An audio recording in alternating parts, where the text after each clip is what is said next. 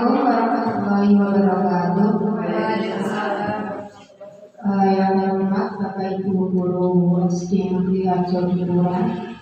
Pertama-tama marilah kita panjatkan puji syukur kita kehadirat Allah Subhanahu wa Ta'ala, yang mana pada siang hari ini kita masih dipertemukan untuk menghadiri acara pemaparan dari CGD, yaitu nanti tentang diseminasi budaya positif. Dengan selamat, tidak ada halangan suatu apapun, dan mudah-mudahan acara pada siang hari ini berjalan dengan lancar. Bapak Ibu, akan saya bacakan susunan acara pada siang hari ini. Yang pertama pembukaan, kemudian yang kedua menyanyikan lagu Indonesia Raya, yang ketiga sambutan kepala sekolah, yang keempat pemaparan diseminasi budaya positif, yang kelima tanya jawab, dan yang keenam penutup. Untuk acara yang pertama pembukaan, marilah acara pada siang hari ini kita buka bersama dengan pembacaan doa menurut agama dan keyakinan kita masing-masing. Berdoa mulai berdoa selesai. Semoga acara kita nanti membawa manfaat buat kita bersama dan juga buat anak didik kita dan juga buat sekolah kita yang terjaga. Acara berikutnya yaitu menyanyikan lagu Indonesia Raya yang akan dipimpin oleh Ibu Chris Winahyu. Monggo Ibu. Indonesia Raya, Indonesia tanah airku, tanah tumpah darah. Di sanalah aku berdiri, jadi pandu hidup.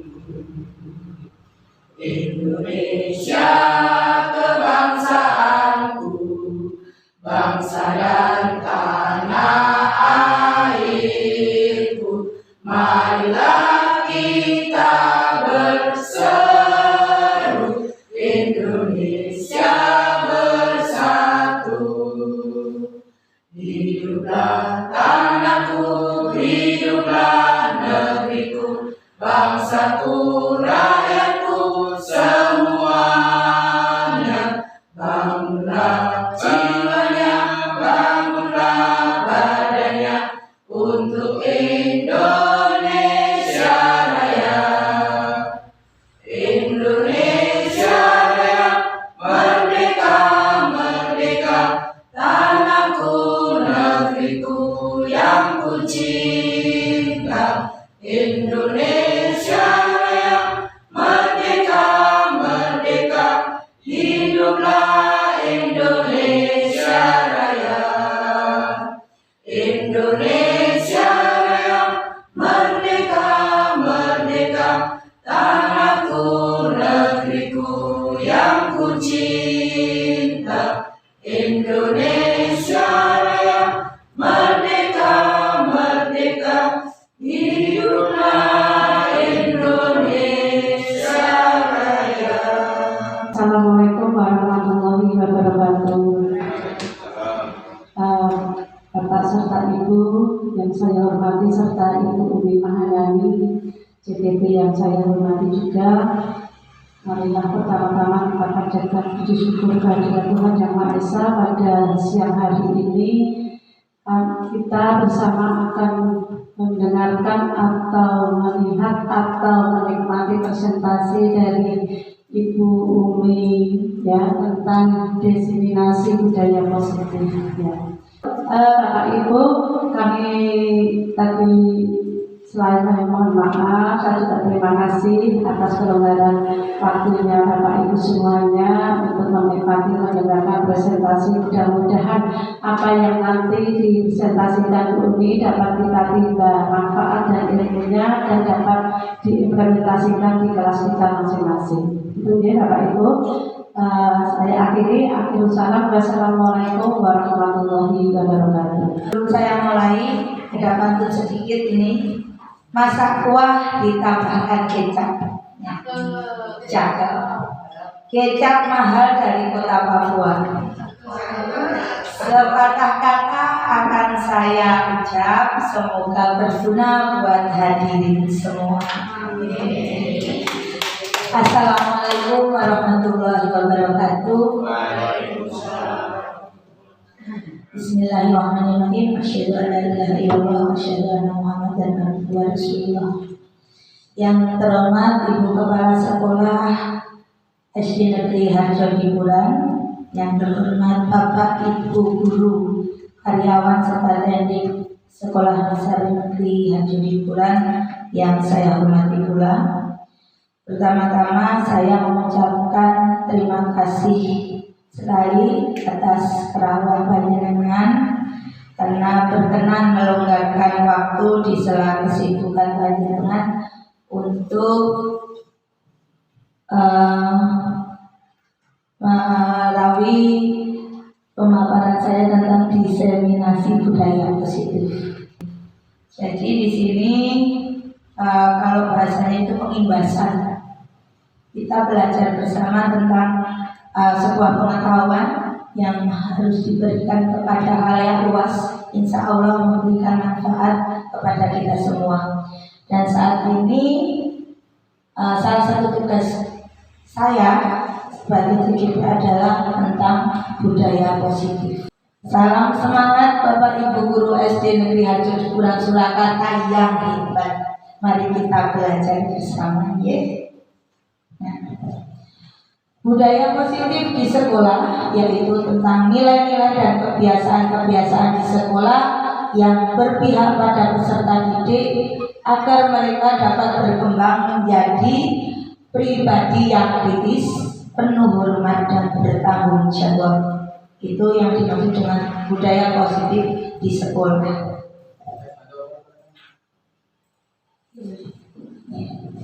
Budaya positif ini menjadikan kita membawa ke perubahan paradigma. Nah, perubahan ini diperlukan untuk sekolah yang perlu menyediakan lingkungan yang positif, aman, dan nyaman dalam rangka membangun budaya yang positif ini agar peserta didik mampu berpikir, bertindak, dan mencipta dengan merdeka, mandiri, serta bertanggung jawab. Dan diperlukan budaya yang disiplin. Budaya disiplin ini dikaitkan dengan kontrol. Dalam hal ini kontrol dulu dalam menghadapi peserta didik. Di sini ada suatu kasus, ya, atau kita coba panjenengan semua melakukan kegiatan cobalah buka. Panjenengan adalah si A. Tugasnya mengepalkan salah satu tangan Anda, coba ibu-ibu, dan coba Anda panjenengan bayangkan bahwa panjenengan menyimpan sesuatu yang sangat berharga di dalam kepala tangan panjenengan, dan panjenengan perlu menjaga benda tersebut sekuat tenaga. Jangan sampai itu terbuka karena itu sangat penting di kehidupan panjenengan.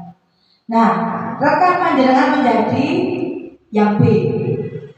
Tugasnya adalah membujuk, menghardik, ya, getak-getak, mengintimidasi, memarahi, godok, melitiki, ya, bahkan menawari Anda uang yang sangat besar agar Anda bersedia membuka kepala tangan Anda. Ya, coba dilakukan 30 detik. Ya, sesudah itu apa yang akan terjadi kalau saya umpamanya B, panjenengan A, saya kerayu, contohnya Bu Winahi saja ya, punya kepala, itu penting banget Bu buat panjenengan. Saya merayu panjenengan, Bu, mengko nek dibuka Bu, nanti saya ajak Ibu putar-putar lah nek putar Solo wae. Mau ya Bu ya? Enggak mau. Kenapa enggak mau Bu? Karena itu penting buat Bu Winahi. Ada uang gede lah Bu, bermiliar-miliar, tak kasih Bu. Mau enggak Bu dibuka? Tidak mau lagi ya. Ya, Bandingkan jawaban Anda, apakah berbeda atau sama? Bila berbeda, kira-kira mengapa? Kalau ada yang mau, itu kenapa? Kalau tidak ada yang mau, itu kenapa? Apakah Anda atau membuka kepala tangan Anda dan mengapa? Dan apakah Anda atau menutup kepala tangan Anda, alasannya juga apa? Dalam kegiatan ini sesungguhnya siapa yang memegang kendali atau kontrol untuk membuka atau menutup kepala tangan? Ada yang mau menjawab? Yang memegang kontrol itu siapa? Bu Putri? Kalau menurut saya yang memegang kontrol itu adalah si A atau diri dia sendiri. Walaupun dia itu dibujuk, dirayu, diintimidasi, dimarahi, selama si A ini tetap punya pendirian, maka kepalanya ini hanya dia sendiri yang bisa mengontrol untuk membuka atau menutup. Tepuk tangan buat Bu Putri. Luar biasa. Meh dipaksa kaya apa kalau pendirian kita itu sangat kuat, ya.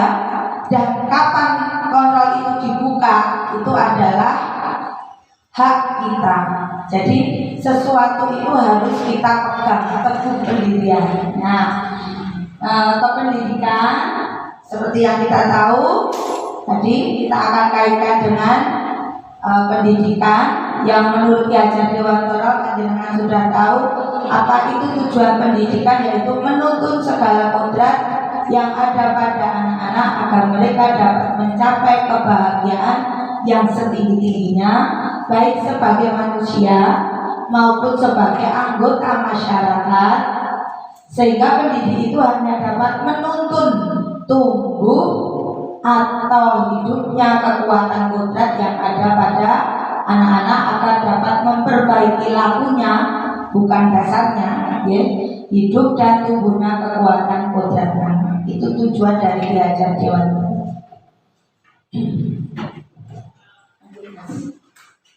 Nah, ini kalau dihubungkan dengan tujuan pendidikan, bahwasanya kita sendirilah yang memegang kontrol atas kepala tangan kita. Apakah kita membuka atau menutup kepala tangan kita, itu tergantung pada diri kita masing-masing sesuai dengan kebutuhan dasar kita saat itu. Jadi kalau kita sebagai pendidik, awake dhewe iki kudu tegas di saat itu, ya harus tegas kepada anak didik kita. Tetapi saat kita menjadi teman, ya kita harus menjadi teman untuk anak-anak. Karena tadi dikatakan Ki Hajar Dewantara bahwasanya kita itu menuntun anak-anak menjadi bahagia. Jadi dalam belajar itu, piye carane anak-anak itu tidak merasa tertekan di sini. Lanjut Mas. Nah, di sini ada teori kontrol atau ilusi kontrol, ya. Di sini pendidik itu memiliki ilusi kontrol pada peserta didik. Ilusi bahwa kritik dan membuat orang merasa bersalah itu dapat menguatkan karakter.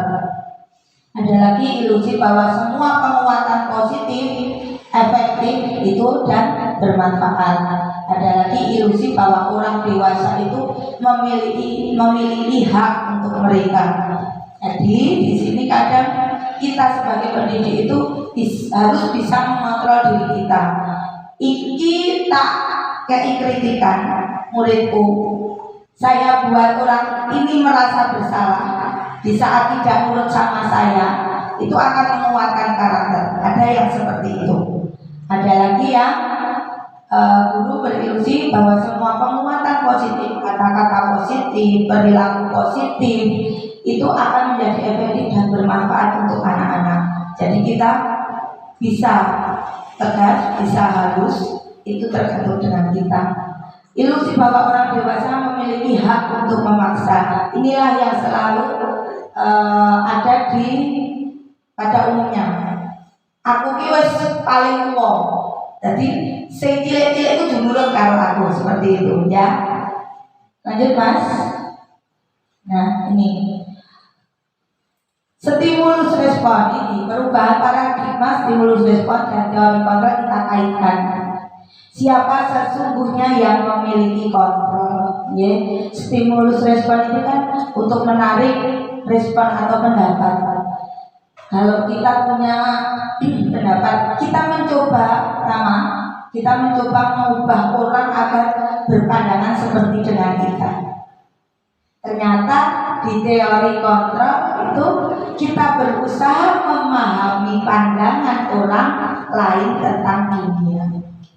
Jadi tidak hanya di sini saja, tidak di satu lingkup saja kita memandang aku ini paling benar, nggak seperti itu ya. Ternyata pandangan ini paling benar daripada yang lain. Ternyata di dunia yang lain itu masih banyak pandangan tentang hal yang kita pikirkan ternyata lebih luas lagi. Ya, terus yang selanjutnya, perilaku buruk dilihat sebagai suatu kesalahan. Nah, ada bocah sing dikandani orang nurut, gambarannya seperti itu adalah suatu kesalahan. Ada tugas yang tidak dikerjakan, itu adalah suatu kesalahan. Ternyata teori kontrolnya, semua perilaku itu memiliki tujuan. Kita harus menanyakan sesuatu kepada anak itu, kenapa dan ada apa kamu berbuat seperti itu, ya. Dan yang selanjutnya, orang lain bisa mengontrol saya. Ternyata teori kontrol mengatakan hanya Anda yang bisa mengontrol diri Anda. Maksudnya bagaimana? Kadang kita berpikir, saya mau melakukan seperti ini, orang lain mengontrol saya. Tak turuti wis, anggere kono senang, seperti itu. Ternyata tidak seperti itu. Teori kontrolnya adalah yang bisa memegang kontrol itu adalah diri kita. Seperti yang kita tadi coba buka ya tadi ya. Kalau kita sudah mengekang saya seperti ini, ya sudah, pegang itu prinsipnya. Tetapi kita juga harus mendengar yang lain. Apakah itu sudah benar atau tidak? Ternyata kan yang bisa mengontrol itu adalah diri Anda sendiri. Mau dibuka atau mau tetap ditutup, mau membuka wawasan atau tetap di tempat yang nyaman, itu adalah pilihan panjenengan sendiri. Lanjut, ini saya bisa mengontrol orang lain tadi ya. Pemaksaan ada pada saat bujukan gagal. Seperti yang saya contohkan tadi sama Bu Minahyu, Bu Kris Minahyu. Bu, dibuka Bu. Nanti tak ajak hubung-hubung Bu. Bu, dibuka Bu. Nanti ada uang Bu. Seperti itu. Ternyata di teori kontrol itu kolaborasi dan konsensus menciptakan pilihan-pilihan baru. Kalau namanya sudah di sekolahan, kita bersama anak-anak, kita juga butuh kolaborasi. Kolaborasi itu kerjasama. Penake kepiye to, Mbak, Mas, seperti itu ya. Kalau saya manggil anak-anak itu Mbak, Mas, ada ya sayang gitu ya. Enaknya seperti apa? Akan ada pemikiran dari mereka. Bu, kalau kita melakukan kesalahan seperti ini, nanti sebaiknya seperti ini, ya. Dan lanjut, ini model berpikir menang atau kalah. Ternyata di teori ini modelnya adalah menang dan menang, tidak ada namanya kalah. Ya, lanjut Mas. Apa makna dari disiplin? Ya. Nah, di sini saya mengambil disiplin positif. Disiplin itu berasal dari bahasa Latin yang artinya belajar. Makna asal dari kata ini bisa berkonotasi dengan disiplin diri dari peserta didik menurut Socrates dan Plato. Disiplin diri membuat orang menggali potensinya menuju sebuah tujuan tentang apa yang membuat dia dihargai. Namun dalam budaya kita, makna kata disiplin telah berubah menjadi sesuatu yang dilakukan seseorang pada orang lain untuk mendapatkan kepatuhan. Gampangane, nek tekomu telat itu konsekuensinya seperti ini. Nah iki ora mbok garap mengko dapat konsekuensi seperti ini. Kebanyakan budaya kita masih seperti itu. Tetapi ternyata kalau kita mengetahui disiplin itu pemahamannya seperti apa, yaitu kecenderungan umum adalah menghubungkan kata disiplin dengan ketidaknyamanan, bukan dengan apa yang kita hargai atau pencapaian suatu tujuan yang mulia. Harusnya disiplin yang kita terapkan itu mempunyai tujuan, yaitu sesuatu yang bisa menghasilkan sesuatu yang positif, yang mulia, yang dapat kita hargai. Kata, lanjut Mas. Nih, Anda, kita tidak bisa mengontrol orang lain, hanya adalah yang bisa mengontrol diri Anda sendiri. Disiplin adalah kemampuan memerintah diri sendiri dalam mengontrol dan menguasai diri untuk memilih tindakan yang mengacu pada nilai-nilai yang kita hargai dengan penuh tanggung jawab tanpa perintah orang lain. Tapi untuk mendidik anak, apalagi di kelas rendah, bahkan kalau sekolah dasar, meskipun di kelas yang atas, itu tetap saja kita harus menuntun mereka, ini adalah pilihan kamu sendiri. Engkau nek ora sesuai berarti kudu dalam tanggung jawab, seperti itu. Lanjut Mas. Maksud dari nilai-nilai yang kita hargai adalah nilai-nilai kebajikan atau kebaikan, sifat-sifat positif manusia yang merupakan tujuan mulia yang ingin dicapai setiap individu. Nah, nilai-nilai ini tercantum dalam profil pelajar Pancasila, itu beriman dan bertawakal kepada Tuhan Yang Maha Esa dan berakhlak mulia, berkebinekaan global, gotong royong, mandiri, kreatif, dan berakhlak kritis. Nah, ini perilaku-perilaku tadi, semua perilaku itu memiliki tujuan. Kita dikaitkan dengan teori motivasi perilaku manusia. Motivasi eksternalnya adalah untuk menghindari ketidaknyamanan atau hukuman. Biasanya ada kalimat, apa yang akan terjadi apabila saya tidak melakukannya. Ya, itu eksternal. Tanya sama diri sendiri. Nah, aku orang lakoni, apa yang akan terjadi? Motivasi eksternalnya untuk mendapatkan imbalan dari orang lain atau institusi. Apa yang akan saya dapatkan apabila saya melakukannya? Dan motivasi internalnya, tujuan disiplin positifnya adalah untuk menghargai diri sendiri. Saya akan menjadi orang yang seperti apa toh apabila saya melakukannya. Jadi setiap kegiatan itu atau setiap sesuatu yang kita kerjakan itu harus ditanyakan pada motivasi dari perilaku manusia. Eksternalnya ini apa? Internalnya juga apa? Eksternalnya ada dua. Apa yang akan terjadi bila saya melakukan hal ini? Dan apabila saya melakukan ini akan mendapatkan apa? Timbal baliknya dari orang yang melihat atau sekitar saya itu melihat saya akan mendapat apa. Dan internalnya, kalau saya melakukan ini, so aku itu apa? Manfaatnya buat saya sendiri itu apa? Ya, Mas Adi. Nah, ini adalah kebutuhan dasar manusia. Kita harus mengetahui dulu kebutuhan dasar manusia. Realita kebutuhan kita itu berbeda-beda, tidak ada yang sama. Antara saya dengan panjenengan itu akan berbeda. Berusaha memahami pandangan orang lain tentang dunia, karena setiap orang itu memiliki gambaran yang berbeda. Kebutuhan manusia itu punya cinta kasih, ada penguasaan, ada kesenangan, dan ada kebebasan. Survive untuk diri kita. Ya, cinta kasih kita perlu cinta kasih. Tidak bisa kita hidup sendiri. Ya, karena Tuhan pun itu memberikan kita cinta kasih.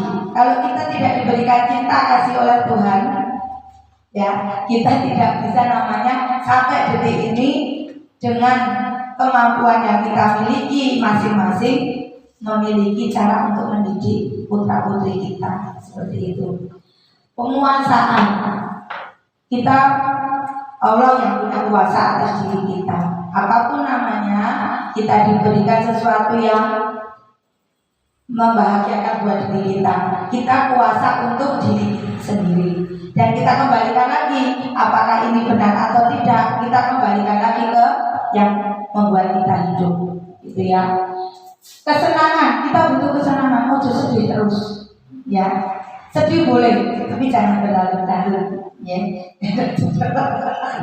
Ya. Butuh kesenangan. Nah, kesenangan itu apa? Ya, orang butuh hura-hura dan hura-hura. Ternyata berkolaborasi, mengobrol dengan teman, itu mendapatkan pengalaman-pengalaman yang baik untuk diri kita. Dan kebebasan, kita itu juga butuh kebebasan, tetapi kebebasan yang harus kita kontrol di diri kita sendiri. Lanjut Mas. Nih ada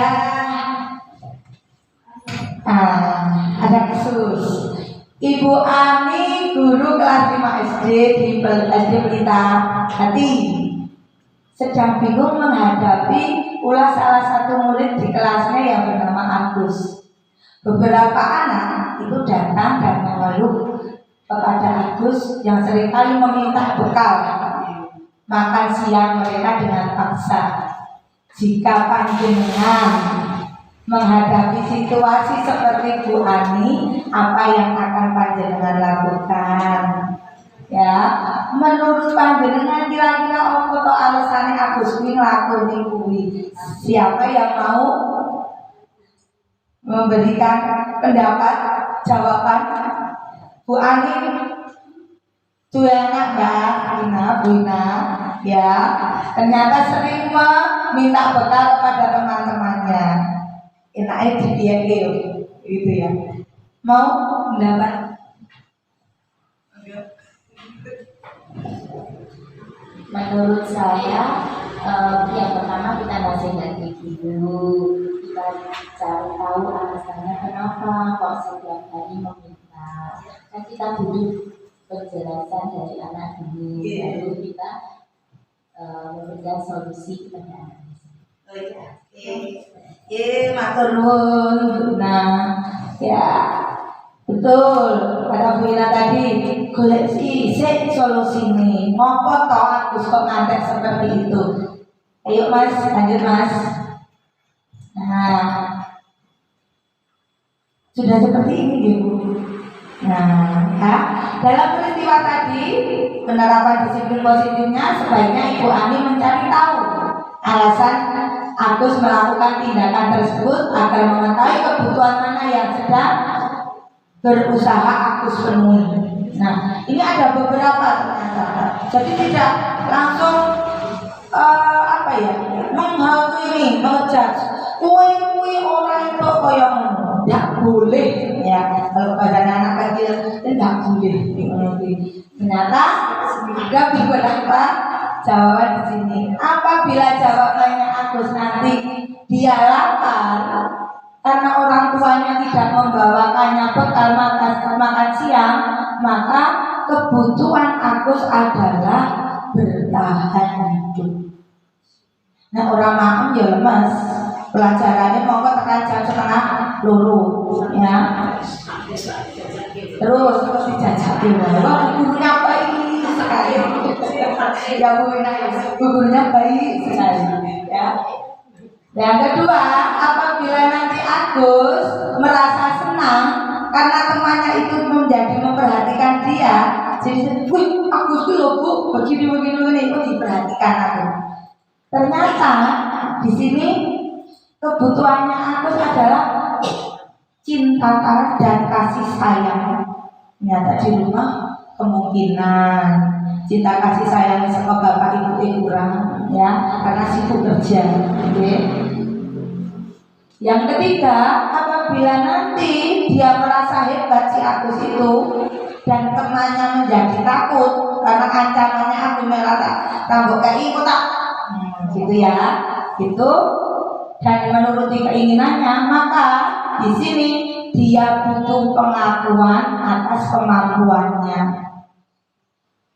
Yang selanjutnya dari peristiwa tadi, bila dia merasa bosan dengan bekal yang dibawakan ibunya karena selalu membawakan bekal yang sama, itu maka kebutuhannya adalah pilihan. Kenapa nggak ada pilihan lain? Tiap kali disangoni kok isinya mau dibuka, mau didadek dadar, mau didadek kodok, Dan selanjutnya, apabila Agus itu iseng saja dan menikmati ekspresi wajah temannya yang kesal karena diambil makanannya, maka kebutuhannya adalah kesenangan. Jadi satu anak itu kita akan belajar psikologis dia, ya. Apa saja, kenapa toh koyong ini, ya. Ini apa namanya di apa tokoksinya bunur ya, di ABK biasanya dia bunur gitu. Cuma kita pikir sebenarnya ada apa ya. Anak ini melakukan sesuatu yang mengesalkan buat kita, pasti dia punya tujuan. Embuh kuwi bertahan hidup, entah itu butuh cinta dan kasih sayang, entah pengakuan dari orang lain, ataukah itu adalah suatu pilihan, atau malah hanya kesenangan saja. Jadi anak saya anyel luwih seneng. Lanjut Mas. Nah ini 5 posisi kontrol guru. Bisa menjadi penghukum, bisa pembuat merasa bersalah, bisa menjadi teman, bisa menjadi pemantau, bisa menjadi manajer. Penghukum itu kalau kita tahu, kalau sudah emosinya keluar, saya pun seperti itu, ya. Itu kalau sudah emosi keluar, menghukum itu rasanya ending banget. Ternyata itu setelah, ya. Jadi anak menjadi apa negatifnya, menjadi pendendam. Gambarannya gitu. Kalau enggak dia merasa kesel, ngopo kok nganter guruku seperti ini. Kan dikandani apik aku ya belum. Pasti ada ya. Terus membuat merasa bersalah. Kalau kamu masih melakukan itu, lihat saja. Ya, nanti ada konsekuensinya. Ya, walaupun kalimat kita indah, bukan hukuman, tapi hadiah. Itu sudah kayak mengintimidasi. Ya. Menjadi teman itu memang menyenangkan. Kita bisa ramah ya, Bu Ina. Bisa ramah kalau bocah dipanggil Mama Ina atau siapa bisa ya. Go jadi kocok, Bu. Iki nek dikerjake ngene iso apa ora? Ya, ora kosong ya. Seperti itu. Memang kita menjadi dekat, positifnya kita menjadi dekat dengan anak-anak, dengan murid-murid kita. Tetapi negatifnya dia tidak, hormatnya itu akan berkurang dengan kita. Seperti itu. Itu kalau kita posisinya menjadi teman. Ya, kalau pemantau ya lempeng wae. Aturannya gini ya sini. Gelem orang gelem ya apa-apa. Seperti contoh kalau ada kasus terlambat sekolah, kemudian di sekolah yang lain lah, sepatu harus warnanya hitam semua. Tetapi ada suatu hari ada salah satu murid yang datang, ternyata sepatunya ambune putih. Kamu tahu nggak salahmu apa? Lempeng, nggak marah, ya saja. Tahu nggak salahmu apa? Nggak. Pakai sepatu putih Pak. Aturannya nih harus pakai hitam. Lah kok orang putih? Ya. Kena hujan dong, hujan. Dicuci belum kering Pak. Seperti itu. Jadi, tetapi itu bisa membuat anak merasa sangat sakit. Ya, nah Terus pertanyaan terus sing endi? Kudune aku sing endi ya? Memantau juga enggak, menghukum bahwa kita sehari-hari menemukan hal seperti itu, apalagi ya ini juga saya semua ternyata ya. Setelah belajar sedikit demi sedikit baru mengetahui juga ya. Nah, yang terakhir ini manajer. Manajer itu bisa menjadi teman, bisa menjadi pemantau, atau perpaduan antara teman dan pemantau. Jadi guru itu posisi kontrolnya, dia menjadi pemantau, tetap menjalankan aturan yang ada dan menjadi teman sebatas kontrol kita saat itu, situasi itu. Kalau memang harus tegas ya tegas, kalau memang harus menjadi teman ya menjadi teman, seperti itu. Jadi tujuannya apa? Agar anak itu tidak sakar diri. Lanjut itu. Ya. Dan yang selanjutnya, orang lain bisa mengontrol saya. Ternyata teori kontrol mengatakan hanya Anda yang bisa mengontrol diri Anda. Maksudnya bagaimana? Kadang kita berpikir, saya mau melakukan seperti ini, orang lain mengontrol saya. Tak turuti wis, anggere kono senang, seperti itu. Ternyata tidak seperti itu. Teori kontrolnya adalah yang bisa memegang kontrol itu adalah diri kita. Seperti yang kita tadi coba ya tadi ya. Kalau kita sudah mengepak, saya seperti ini, ya sudah, pegang itu prinsipnya. Tetapi kita juga harus mendengar yang lain. Apakah itu sudah benar atau tidak? Ternyata kan yang bisa mengontrol itu adalah diri Anda sendiri. Mau dibuka atau mau tetap ditutup, mau membuka wawasan atau tetap di tempat yang nyaman, itu adalah pilihan panjenengan sendiri. Lanjut, ini saya bisa mengontrol orang lain tadi ya.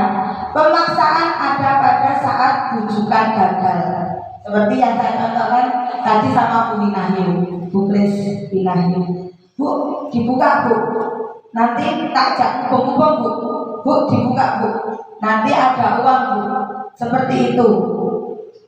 Ternyata di teori kontrol itu kolaborasi dan konsensus menciptakan pilihan-pilihan baru. Kalau namanya sudah di sekolahan, kita bersama anak-anak, kita juga butuh kolaborasi. Kolaborasi itu kerjasama. Penake kepiye to, Mbak, Mas, seperti itu ya. Kalau saya manggil anak-anak itu Mbak, Mas, ada ya sayang gitu ya. Enaknya seperti apa? Akan ada pemikiran dari mereka. Bu, kalau kita melakukan kesalahan seperti ini, nanti sebaiknya seperti ini, ya. Dan lanjut ini model berpikir menang atau kalah. Ternyata di teori ini modelnya adalah menang dan menang, tidak ada namanya kalah. Ya, lanjut Mas. Apa makna dari disiplin? Ya. Nah, di sini saya mengambil disiplin positif. Disiplin itu berasal dari bahasa Latin yang artinya belajar. Makna asal dari kata ini bisa berkonotasi dengan disiplin diri dari peserta didik menurut Socrates dan Plato. Disiplin diri membuat orang menggali potensinya menuju sebuah tujuan tentang apa yang membuat dia dihargai. Namun dalam budaya kita, makna kata disiplin telah berubah menjadi sesuatu yang dilakukan seseorang pada orang lain untuk mendapatkan kepatuhan. Gampangane nek tekomu telat itu konsekuensinya seperti ini. Nek iki ora mbok garap mengko dapat konsekuensi seperti ini. Kebanyakan budaya kita masih seperti itu. Tetapi ternyata kalau kita mengetahui disiplin itu pemahamannya seperti apa, yaitu kecenderungan umum adalah menghubungkan kata disiplin dengan ketidaknyamanan, bukan dengan apa yang kita hargai atau pencapaian suatu tujuan yang mulia.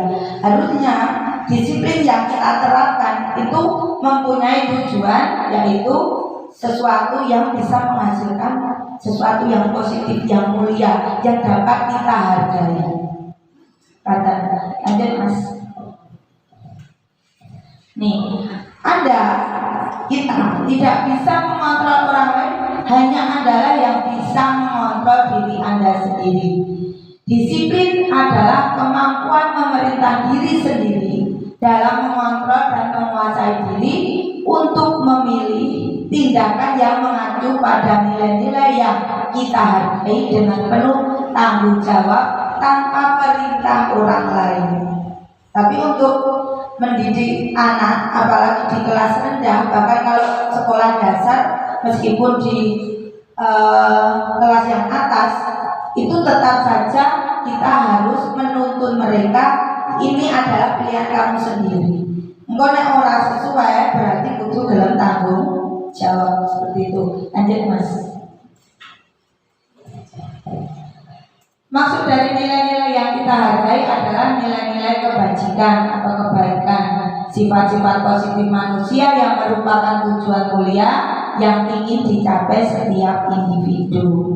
Nah, nilai-nilai ini tercantum dalam profil pelajar Pancasila, itu beriman dan bertakwa kepada Tuhan Yang Maha Esa dan berakhlak mulia, berkebinekaan global, gotong royong, mandiri, kreatif, dan berakhlak kritis.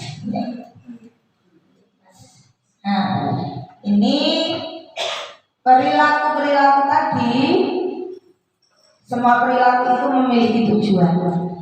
Kita dikaitkan dengan teori motivasi perilaku manusia. Motivasi eksternalnya adalah untuk menghindari ketidaknyamanan atau hukuman. Biasanya ada kalimat, apa yang akan terjadi apabila saya tidak melakukannya. Ya, itu eksternal. Tanya sama diri sendiri, nah aku orang lakoni, apa yang akan terjadi. Motivasi eksternalnya untuk mendapatkan imbalan dari orang lain atau institusi.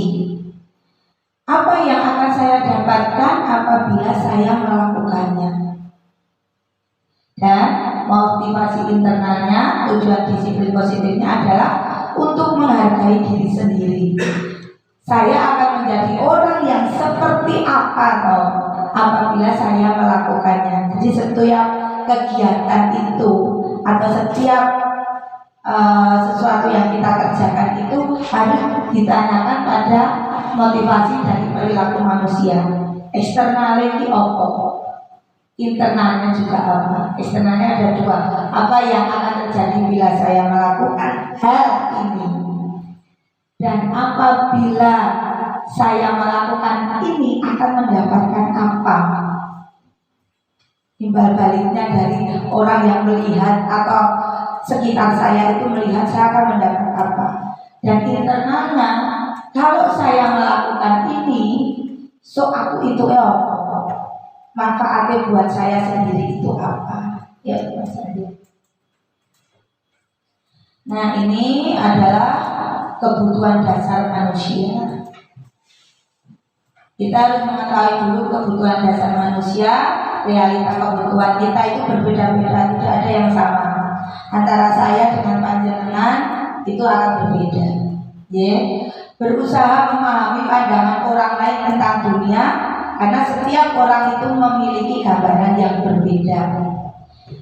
Kebutuhan manusia itu punya cinta kasih, ada penguasaan, ada kesenangan, dan ada kebebasan.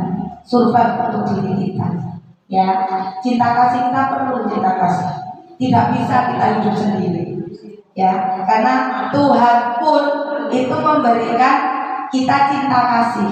Kalau kita tidak diberikan cinta kasih oleh Tuhan, ya, kita tidak bisa namanya sampai detik ini dengan kemampuan yang kita miliki masing-masing memiliki cara untuk mendidik putra putri kita seperti itu. Penguasaan, kita Allah yang punya kuasa atas diri kita. Apapun namanya, kita diberikan sesuatu yang membahagiakan buat diri kita. Kita kuasa untuk diri sendiri. Dan kita kembalikan lagi, apakah ini benar atau tidak, kita kembalikan lagi ke yang membuat kita hidup. Gitu ya. Kesenangan, kita butuh kesenangan, mau sedih terus. Ya, sedih boleh, tapi jangan berlarut-larut. Ya. Ya. Butuh kesenangan. Nah, kesenangan itu apa? Ya orang butuh hura-hura dan hura-hura. Ternyata berkolaborasi, mengobrol dengan teman, itu mendapatkan pengalaman-pengalaman yang baik untuk diri kita. Dan kebebasan, kita itu juga butuh kebebasan, tetapi kebebasan yang harus kita kontrol di diri kita sendiri. Lanjut Mas. Nih ada kasus Ibu Ani, guru kelas 5 SD di SD Pelita Hati, sedang bingung menghadapi ulah salah satu murid di kelasnya yang bernama Agus. Beberapa anak itu datang dan mengeluh kepada Agus yang seringkali meminta bekal makan siang mereka dengan paksa. Jika panjenengan menghadapi situasi seperti Bu Ani, apa yang akan panjenengan lakukan? Ya, menurut panjenengan kira-kira apa to alasane Agus kuwi nglakoni kuwi? Siapa yang mau memberikan pendapat, jawaban? Bu Ani, tuh anak Mbak Ina, Bu Ina, ya, ternyata sering meminta bekal kepada teman-temannya. Enaknya dibiayai gitu ya. Mau mendapat? Menurut saya, yang pertama kita nasihati dulu, kita cari tahu alasannya kenapa kok setiap hari meminta. Kan kita butuh penjelasan dari anak dulu, baru kita memberikan solusi kepada anak. Matur nuwun. Nah, ya betul kata Bu Ina tadi, golek sik solusine. Ngopo to Agus kok ngantek seperti itu? Ayo Mas, lanjut Mas. Nah, sudah seperti ini Bu. Nah, ya, dalam peristiwa tadi penerapan disiplin positifnya sebaiknya Ibu Ani mencari tahu alasan Agus melakukan tindakan tersebut agar mengetahui kebutuhan mana yang sedang berusaha Agus penuhi. Nah, ini ada beberapa ternyata. Jadi tidak langsung menghakimi, mengejudge. Kue orang itu koyong tidak boleh ya. Kalau pada anak kecil tidak boleh. Ternyata ada beberapa jawaban di sini. Apabila jawabannya Agus nanti dia lapar karena orang tuanya tidak membawakannya bekal makan siang, maka kebutuhan Agus adalah bertahan hidup. Nah, orang makan ya lemas. Pelajarannya mau tekan jam 1:30 ya. Terus dijajaki wah gurunya baik sekali. Ya gurunya baik sekali ya. Yang kedua, apabila nanti Agus merasa senang karena temannya itu menjadi memperhatikan dia, jadi wih Agus itu loh Bu, begini itu diperhatikan aku. Ternyata di sini kebutuhannya Agus adalah cinta dan kasih sayang. Ternyata di rumah kemungkinan cinta kasih sayang sama bapak ibu kurang ya, karena sibuk kerja. Okay. Yang ketiga, apabila nanti dia merasa hebat si Agus itu dan temannya menjadi takut karena ancamannya Agus melata tambah kayak tak gitu ya, gitu dan menuruti keinginannya, maka di sini dia butuh pengakuan atas kemampuannya.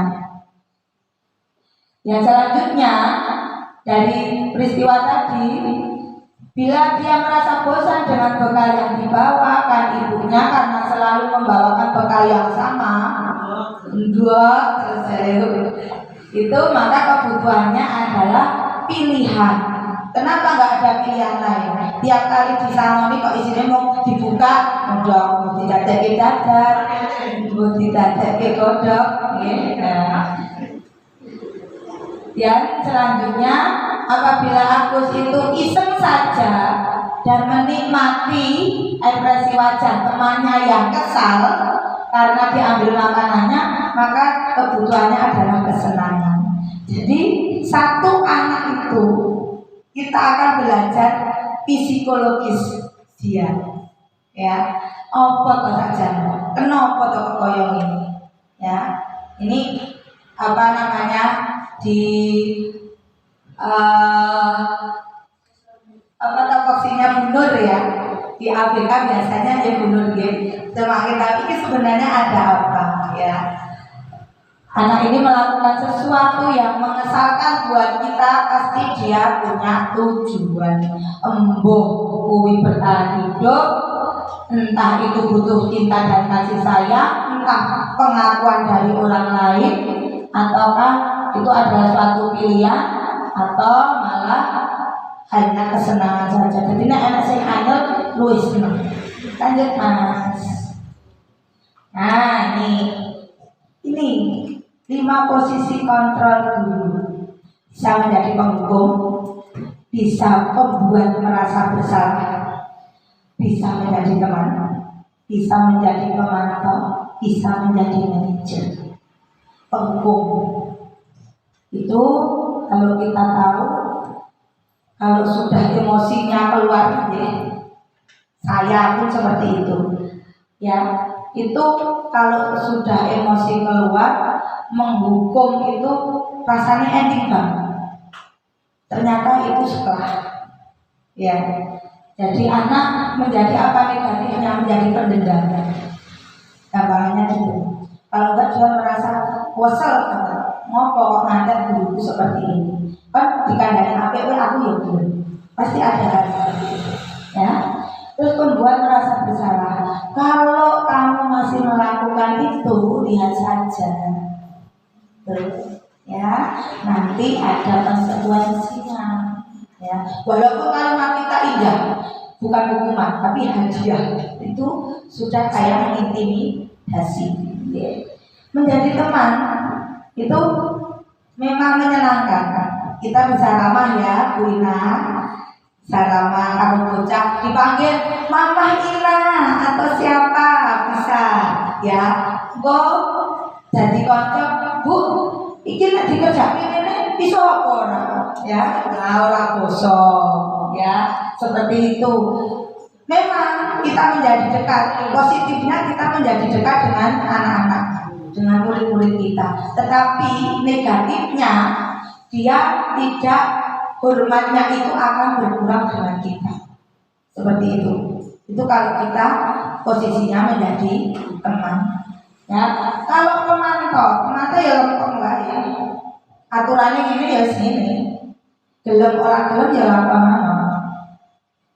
Seperti contoh kalau ada kasus terlambat sekolah, kemudian di sekolah yang lain lah, sepatu harus warnanya hitam semua. Tetapi ada suatu hari ada salah satu murid yang datang, ternyata sepatunya anggutnya putih. Kamu tahu nggak salahmu apa? Lempeng, nggak marah, ya saja. Tahu nggak salahmu apa? Nggak. Pakai sepatu putih Pak. Aturannya nih harus pakai hitam. Lah kok orang putih? Ya. Kena hujan dong, hujan. Dicuci belum kering Pak, seperti itu. Jadi, tetapi itu bisa membuat anak merasa sangat sakit.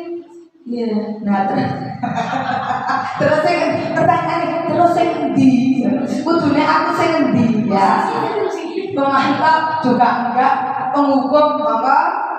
Kita sehari-hari menemukan hal seperti itu, apalagi ya, ini juga saya semua ternyata ya.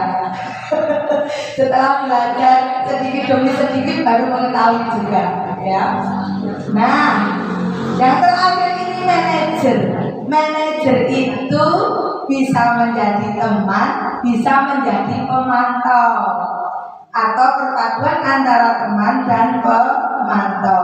Jadi guru itu posisi kontrolnya, dia menjadi pemantau, tetap menjalankan aturan yang ada dan menjadi teman sebatas kontrol kita saat itu, situasi itu.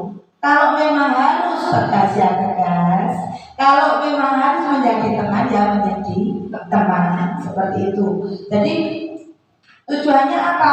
Agar anak itu tidak sakar diri. Lanjut Mas. Nih, matanya kurang jelas juga. Nah ini 5 posisi kontrol guru. Motivasi, ya, guru berbuat, menghukum. Nih, mohon maaf saya harus menekan. Menghukum itu menghadap, menunjuk-nunjuk, menyakiti, menyindir. Tanpa kita sadari kadang seperti itu. Ya. Terus membuat merasa bersalah, berceramah mengatakan seharusnya kamu, ibu kecewa kamu kok masih terlambat atau lah kasusnya apa ya. Kalau sebagai teman membuatkan alasan-alasan untuk muridnya. Si tak dilo ini ya cah, carane ini dituruti. Kok nek ora iso dolanan karo kene guru kadang gitu teman kayak gitu ya. Pemantau, menghitung dan mengukur. Menghitung dan mengukur. Itu kayak tadi umpamanya sepatu nih. Itu orang nganggo sepatu ini dilepas bae, tak itu ngantek ping loro, gek gak lucu lah sanggo sepatu sisa. Itu pemantau. Nah, itu. Yang manajer mengajukan pertanyaan-pertanyaan. Kenapa kamu mengambil makanan teman? Kenapa kamu memakai sepatu yang warnanya putih? Kok orang hilang? Tuh. Guru berkata, kalau kamu tidak melakukannya, awas ya, rasakan. Itu penghukum. Nek rambut lakoni kita ngono ya, bahasa Jawanya gitu. Terus membuat merasa bersalah. Kamu seharusnya sudah tahu. Ibu lelah sekali mengatakan hal ini. Berkali-kali jika dikasih tahu orang murung. Nah itu. Yang teman, ayolah lakukan demi ibu, kan? Nanti dapat nilai yang baik, kan? Nah itu ya. Teman biasanya seperti itu. Masa kamu tidak mau? Ingat tidak, ibu pernah bantu kamu? Apa? Membantu apa? Ingat, seperti itu perkataan teman. Ya, pemantau apa peraturannya? Aturannya kudune nganggo apa? Sepatu warna apa? Aturannya nek tekan kelas kudune piye? Seperti itu pemantau. Kalau manajer, apa yang kita yakini? Maksudnya apa yang sudah jadi kesepakatan kita? Guru dan murid seperti itu. Apa yang bisa kau kerjakan untuk memperbaiki masalah ini? Jadi anak diminta juga mencari solusi, bukan hanya dari pendidik saja atau guru saja. Hasilnya kalau penghukum itu anak jadi pemberontak karena terus dihukum, terus diketak juga ya. Menyalahkan orang lain dan paling tidak menyenangkan adalah berbohong. Ngapusi orang butuh aku mengenai aku mau ngene masalah ini nanti manggo mengapusi berbohong ya. Yang membuat merasa bersalah itu menyembunyikan, menyangkal dan berbohong. Orang biasa hampir sama dengan penghubungan. Anak-anaknya bisa seperti ini. Yang teman itu ketergantungan. Aku mesti ya ditulungi ya. Kan konsep mesti ditulungi ya. Dan yang pemantau menyesuaikan diri bila di mana. Jadi dia mau tidak mau ya ikutin peraturan. Jadi takut juga ada rasa takut dalam diri anak itu. Kalau manajer, kita posisi jadi manajer, pemantau dan teman, itu anak itu nanti akan menjadi kuat pribadinya, menguatkan pribadi anak. Kaitannya dengan dunia yang berkualitas, penghukum itu murid meletakkan guru di luar dunia yang berkualitas. Jadi tidak dihargai kita. Karena kita sering menghukum, kalau pendidik sering menghukum, anakmu tidak akan menghargai kita. Ya. Yang kedua, membuat merasa bersalah, murid meletakkan guru di dalam dunia berkualitas. Oh, guru ini, aku guru seperti ini. Nah, kalau teman, murid meletakkan guru sebagai orang yang sangat penting di dunia berkualitas. Nek iso guruku kuwi sing iso nulungi aku dalam kaitane tugas, pasti saya akan ditolong. Nah, yang pemantau, murid meletakkan guru, peraturan dan hukum di dunia yang berkualitas. Sebagai manajer, murid meletakkan dirinya sebagai individu yang positif dalam dunia yang berkualitas. Murid pun akan berkata, kalau dihukum, kita sebagai penghukum, biarkan saja, nanti juga marah-marah lagi. Gini apa betul? Aku ngelakuin ini ya, kalau boleh Bu Umi ya, nesu-nesu meneh, ya, kan itu ulang terus dia. Tapi kalau kita membuat merasa bersalah, maafkan saya, gampang dia bilang maaf. Tapi ya bilang lagi, ya, kalau kita sebagai penghukum, kalau kita sebagai teman, itu anak-anak pasti jadi, saya pikir bapak atau ibu ini adalah teman saya, ternyata begini ya, nggak mau nolong saya ya, kecewanya ada, ya. Dan selanjutnya pemantau, berapa banyak bintang yang saya harus peroleh Bu, biar apa? Biar ibu itu puas dengan tulisannya saya kerjakan, ya. Karena aturannya ujung rampung ke kacai nulis ngantek 5, semisal seperti itu. Sebelum 5 nanti gak dapat bintang. Makanya anak bertanya, berapakah yang harus saya selesaikan Bu agar bisa mendapatkan bintang dari ibu? Seperti itu. Kalau sebagai manajer, bagaimana caranya saya bisa memperbaiki keadaan ini? Dia akan bertanya sama panjenengan, Bu, kalau saya sudah salah seperti ini, saya harus memperbaikinya gimana ya Bu? Kita mancing, kita ungkapkan kalimat, kalau bangunmu jam segini, tidurmu jam segini, nanti bangunnya kesiangan, berarti solusinya piyemis. Dia akan berpikir, ya, makanya jadi teman dan jadi pemantau. Selanjutnya dampak pada murid. Nah ini dampaknya pada murid kalau menghukum, mengulangi kesalahan berulang kali, dan yang satunya lagi membuat merasa bersalah, otomatis dia akan rendah diri. Dan sebagai teman itu akan menjadi lemah, tidak mandiri, dan bergantung pada gurunya. Dia tidak percaya diri, ya. Kalau pemantau menitik beratkan pada sanksi atau hadiah untuk diri.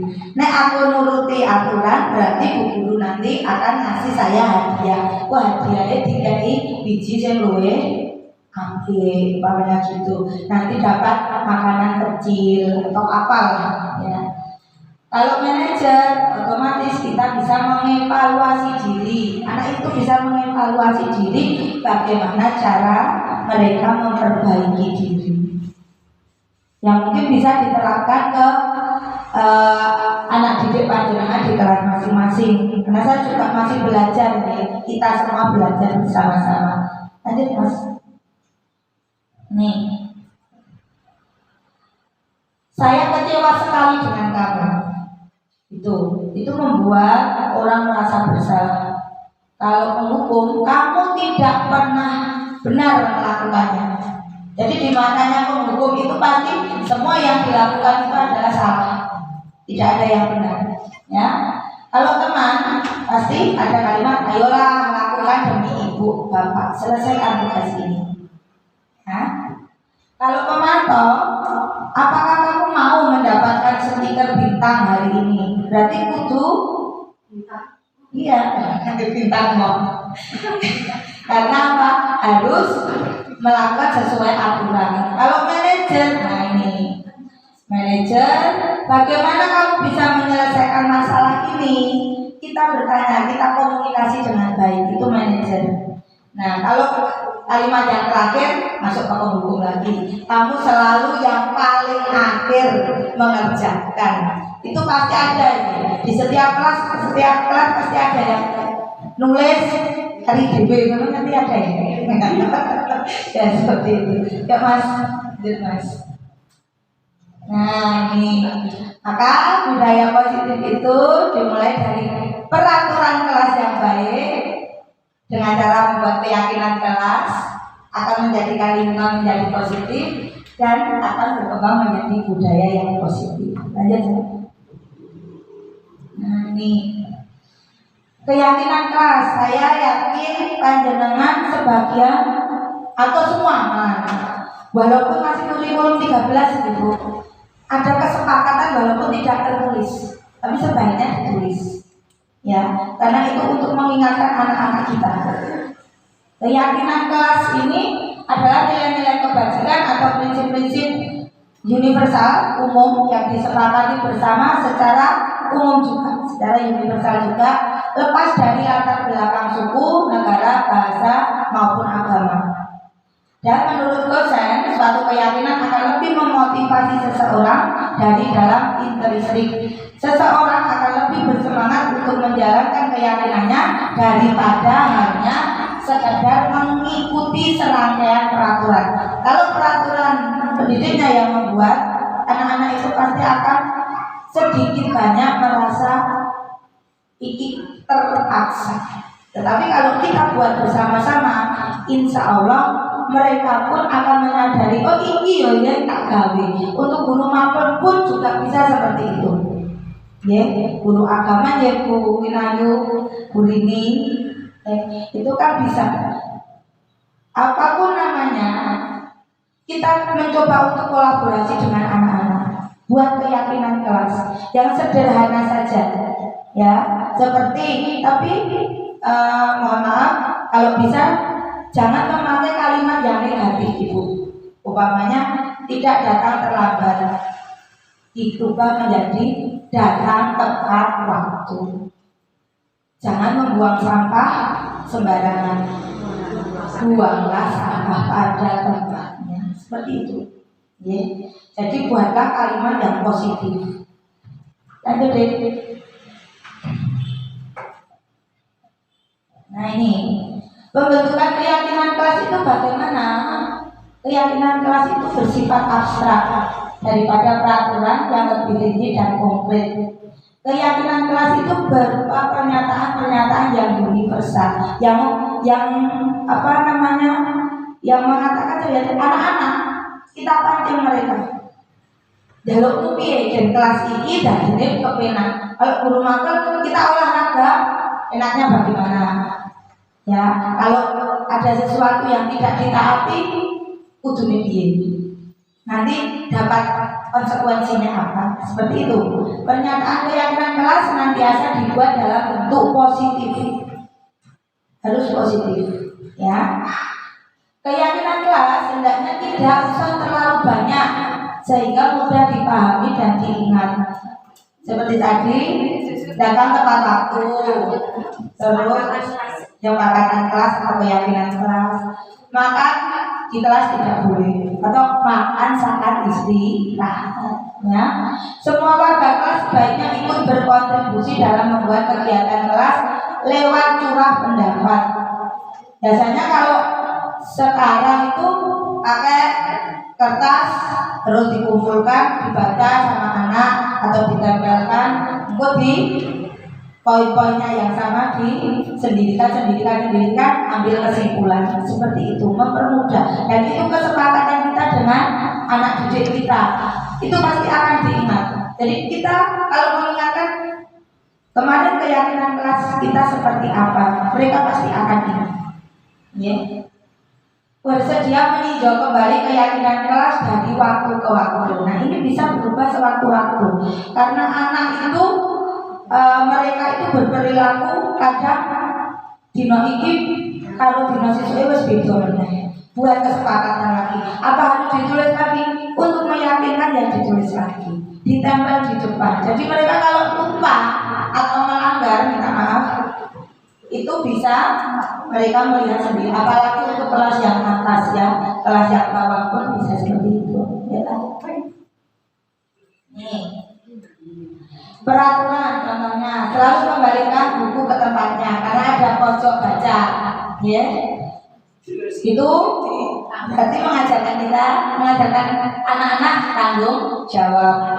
Dilarang mengganggu orang lain, menghormati orang lain dan diri sendiri. Hadir di sekolah 15 menit sebelum pembelajaran dimulai. Menghormati orang lain, berkomitmen pada tujuan.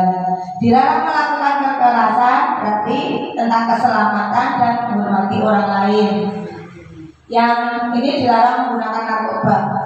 Cuma SMP ya. Itu tentang kesehatan. Bergantian atau menunggu giliran, itu menghormati orang lain dan kesabaran. Gunakan masker. Kalau pas kemarin pandemi itu untuk kesehatan dan keselamatan. Untuk saat ini pun kalau namanya anak-anak sedang flu atau kita sebaiknya juga menggunakan masker ini. Jangan berlari di kelas atau koridor, itu untuk keselamatan dan keamanan. Keyakinan kelas seperti ini bisa dipraktekkan. Mungkin sebagian sudah mempraktekkan atau semuanya sudah mempraktekkan.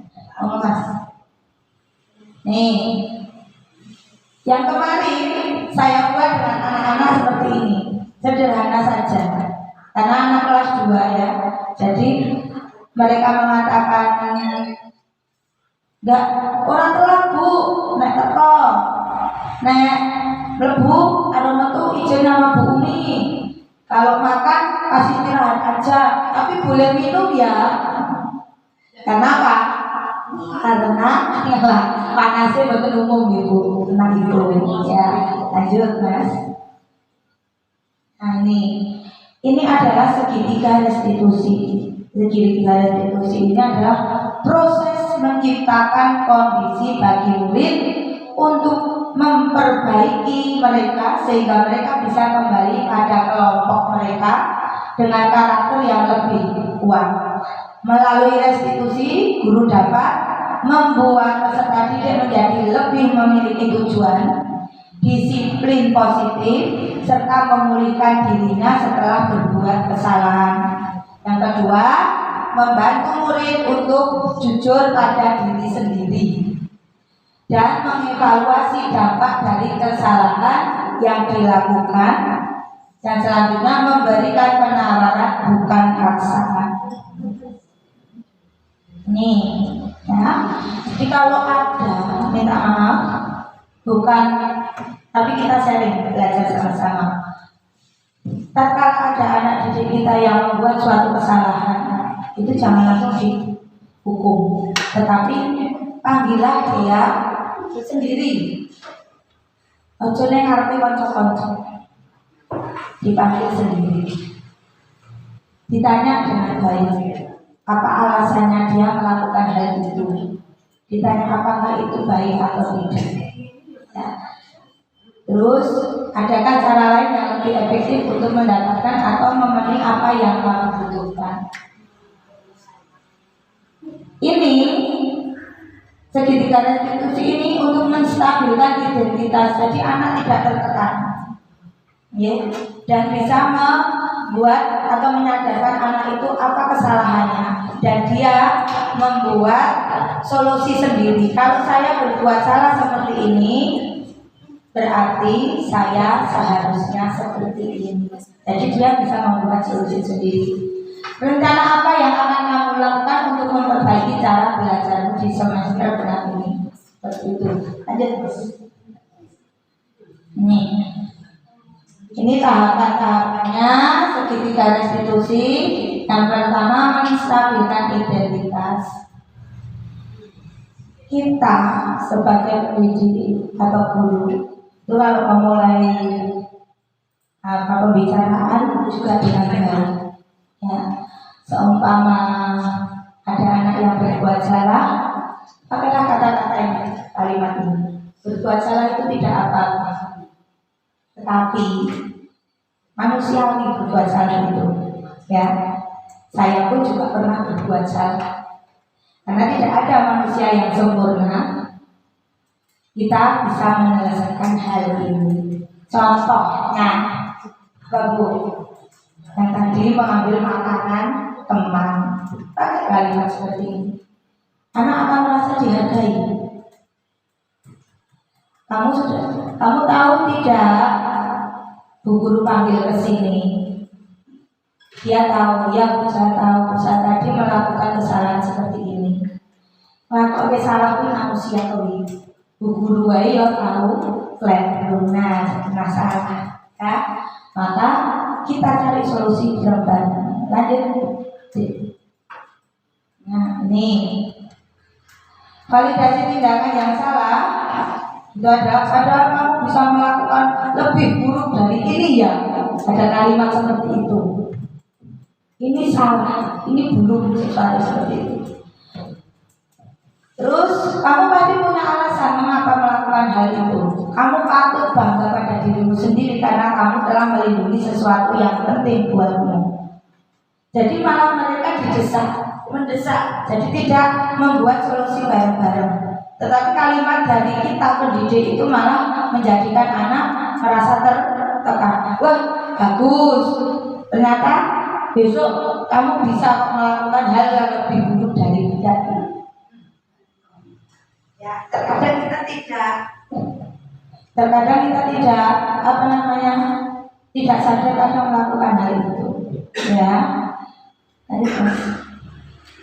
Nah, yang terakhir ini adalah menanyakan keyakinan. Maka perlu kita membuat keyakinan kelas itu untuk mengontrol anak itu sendiri dan mengontrol diri kita sebagai pendidik.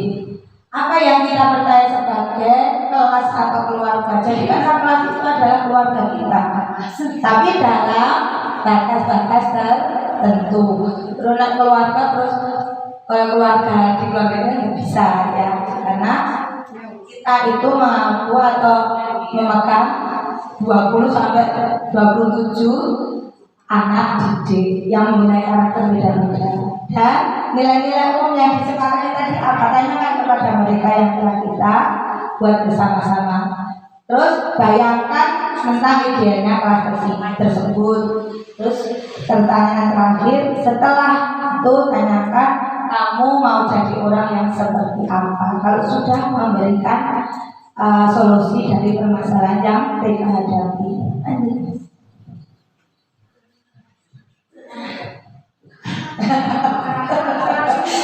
Itu yang apa yang saya karena harus saya sampaikan budaya positif tadi sedikit demi sedikit karena tugas juga, ya.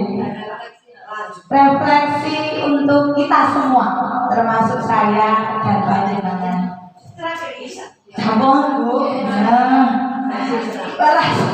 Perasaan apa saat ini yang panjenengan rasakan setelah saya berputar-putar dari A sampai Z? Ada yang mau berpendapat? Pak Apri? Siapa?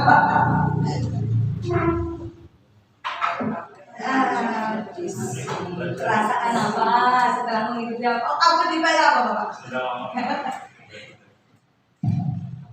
Baik, terima kasih atas waktunya. Untuk yang pertama terkait refleksi pada diseminasi tentang budaya positif. Yang pertama, perasaan saat ini adalah mungkin untuk perasaan bagi saya lebih menyadarkan diri saya pribadi, karena kelas saya itu memang banyak karakter, banyak tokoh-tokoh tertentu. Nah, ini bisa jadi modal bagi saya terkait menjadi seorang manajer sebagai teman atau dan sebagai pemantau. Nah, ini bisa saya praktekkan poin-poin tadi. Terima kasih Bu Wi atas materi hari ini.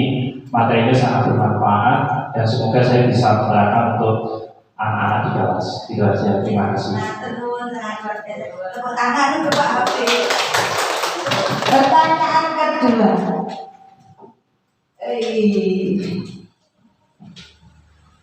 Bu Win, atau siapa? Ngantuknya hilang ya Bu. Setelah mengikuti materi pembebasan atau diseminasi pada hari ini, saya menjadi paham bahwa panjenengan harus menjadi seorang guru yang bagaimana, posisinya seperti apa. Setelah mengikuti materi pembebasan atau diseminasi pada hari ini, saya jadi paham bahwa seorang guru itu harus memahami karakter anak didik. Jadi target selanjutnya untuk kita, ada yang mau memberikan komentar? Bu Tati atau siapa? Monggo Bu. Target saya ya berusaha untuk menjadi guru, manajer, teman, berapa ya?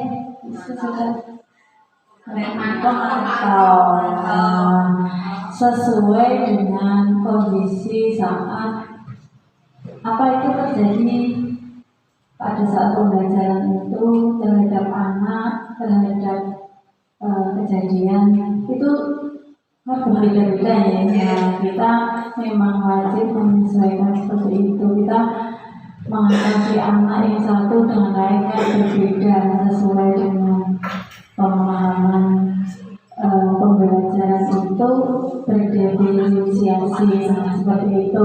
Jadi untuk selanjutnya mudah-mudahan saya bisa sesuai dengan materi yang ini. Terima kasih. Luar biasa Bu Tati. Ya, lanjut Mas. Nah, terima kasih. Matur nuwun sangat. Insya Allah di lain kesempatan ketemu lagi ya.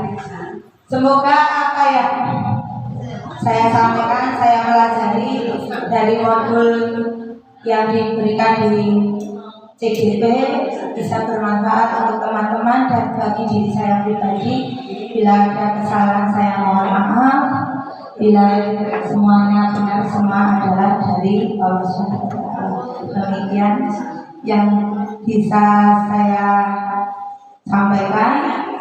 Karena tadi sudah dibuka oleh Bu Wati dengan bacaan doa, maka kita tutup pertemuan hari ini dengan membaca doa sesuai keyakinan masing-masing. Berdoa.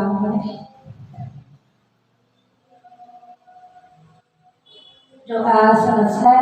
Berdoa Ibu. Assalamualaikum warahmatullahi wabarakatuh.